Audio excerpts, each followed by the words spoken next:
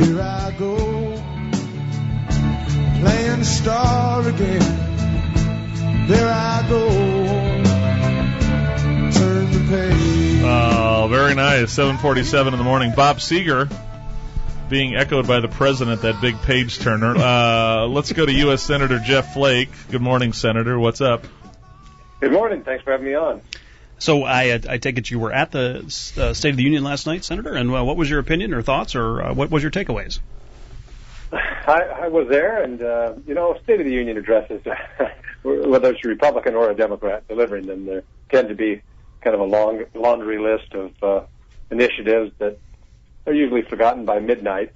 Yeah, so, I think the toughest thing other than running for re-election, Senator, is you guys have to sit there and do those things. Now, this one actually had fewer of those initiatives. It had a few, like the community college thing, which, like I said, will be forgotten by midnight. But what struck me was it was kind of a partisan political speech that you wouldn't expect to get, in the last 2 years of a president's term. And so that was unfortunate. No, Senator, we talked about how Ronald Reagan had his Tip O'Neill and Bill Clinton had Newt Gingrich, and the way the framers set this country up is divided government. So there's debate and thoughtful thoughts about this. Are we going to see that in the next 2 years? I hope so, and there are a couple of areas where we can work with the president on. Trade Promotion Authority, he talked about that. There's some elements of tax reform I think that we can work on. But by and large, he tended to kind of talk about those areas where he could just kind of drive a partisan or political point home, and that was too bad. It wasn't the best use of time, in my view. Yeah, and aren't we kind of looking at the role of government under those last 6 years, and how kind of the Democratic philosophy is government can do big, important things and solve big problems, but 6 years in, are we really even seeing that?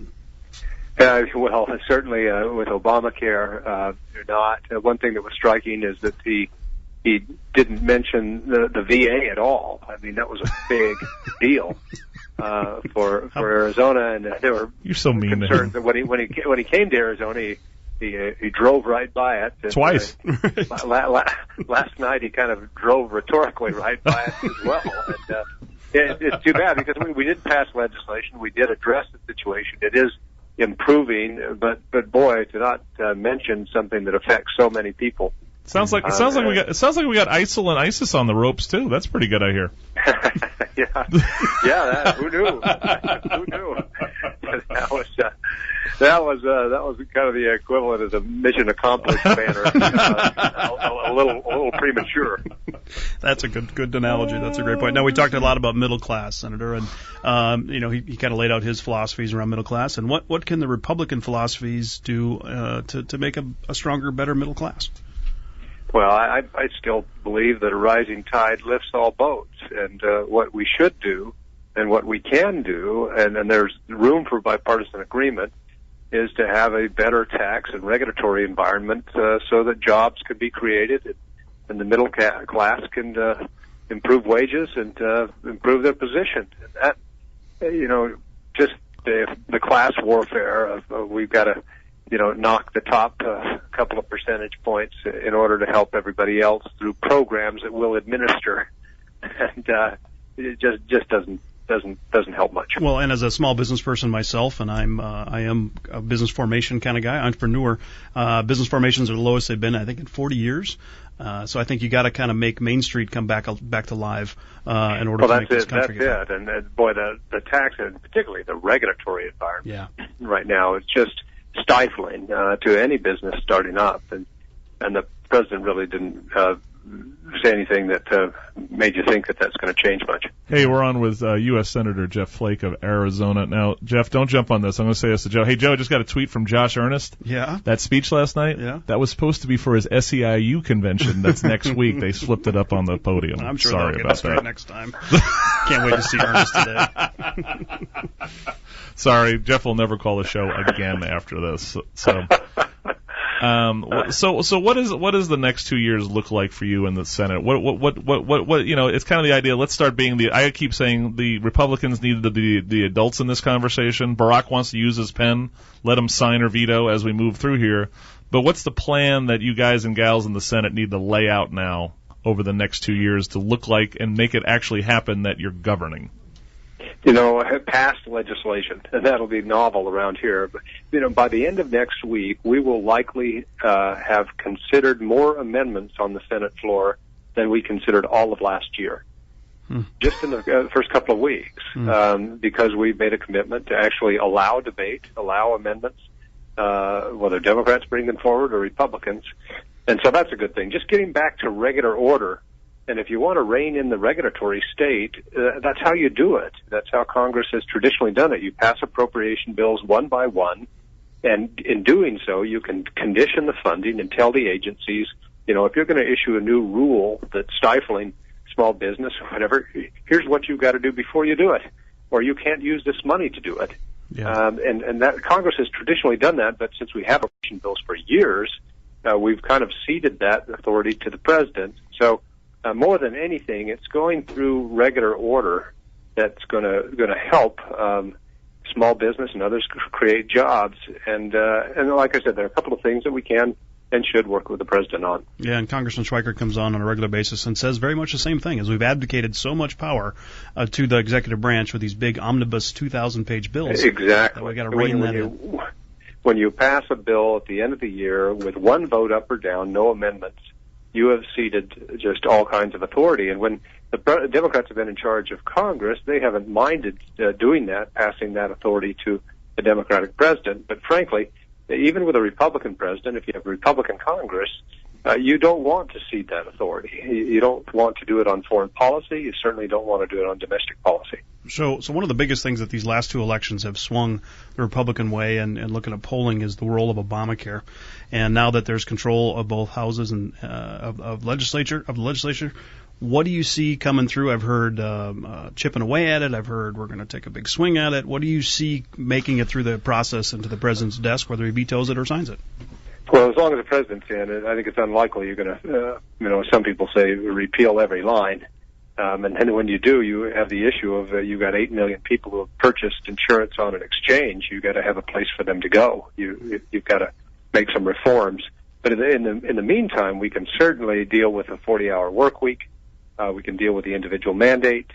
We can broaden the exemptions that the president has put forward and put them in perpetuity, allowing individuals to buy plans that aren't necessarily compliant with Obamacare, but are certainly cheaper and affordable, because the Obamacare plans aren't.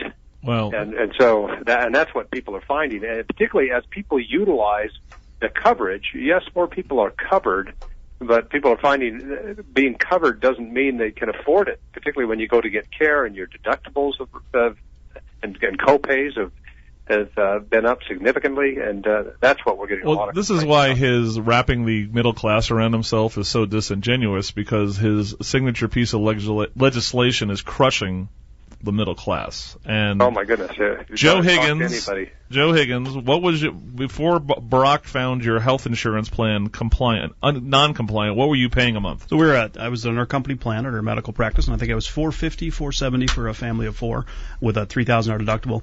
The deductible went up 254%, and the actual monthly fee went up 248%. So almost, quite a bit more out of pocket, all different directions. So Barack is helping the middle class. No. I'm hurting. Well, I've seen it myself, and with my staff. Some people assume that members of Congress were exempt from it. No, we purchased ours on the D.C. exchange. We're paying significantly more in premiums for lesser coverage, and our co-pays and out of pocket are up huge. So it's hit everybody that has insurance that has to comply. Mm-hmm. Narrow networks, we're seeing that big time. Senator, what happens with the filibuster thing going on that Harry and the crew changed? Are we going to go back to the decades, hundreds of years of tradition, or what? What's going on? That's my hope is that we do that. Prior to 2001, we had the ability to filibuster on the president's executive calendar nominees.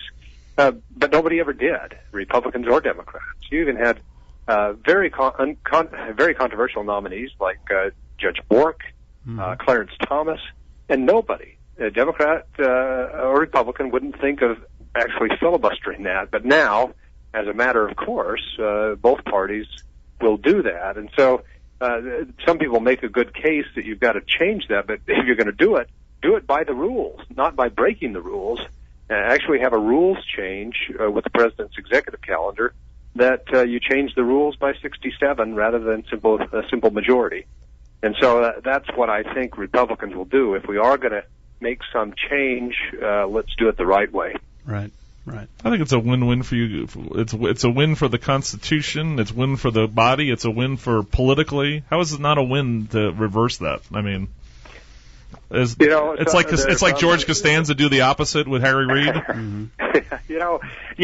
There's some of that. I mean, some people think, well, they did it to us, let's do it to them. Now, how we gain advantage when it only applies to the executive calendar and we would simply be approving the president's nominees more quickly doesn't strike me as advantaging as much. But one thing we've got to do is to make sure that in the future, if Democrats get control, that they don't move this from the executive calendar, where it's rather benign, to the legislative calendar, where they get rid of a 60-vote margin on anything. And then the Senate is just really a pale version of the House. And that's not what the founders intended. So Senator, we got about a minute and a half, so I'm going to do this kind of quick. You were real big on the Cuba decision and involved in that process, and maybe you could tell the listeners your thoughts behind that reestablishing relationship with Cuba. You bet. I mean, for 50 years, we've tried to isolate the island, and all we've done is give the government there an excuse to mask the failures of socialism. I think if you want to get rid of the Castros, make them deal with spring break once or twice. Just let Americans travel there. These sanctions that we've had and imposed are on Americans, not on Cubans. And so this is not a concession, as some view it, to the Castros. This, in my view, is finally a get tough policy. Allow Americans to travel. And diplomatic relations. We have diplomatic relations with some pretty unsavory countries. Yeah. And Americans who travel to Cuba or do business legally in Cuba under these new rules ought to have the same protections that they do in China or Vietnam or elsewhere. Yeah, and that comes with diplomatic recognition. Just give them the Kardashians. They'll revolutionize pretty quick. Gosh. I mean, look what the Kardashians did to Bruce Jenner. Well, imagine what they're going to do to Castro. Well, part of it, too, is under the current rule, the only people that get down there are the Kevin Costners and right. Come back touting Castro. And Jeff, we're running out of time. Thanks for calling in, Senator. We'll get you the next time. Intelligent Talk 24/7, AM 1030, KVOI, Cortero, Tucson.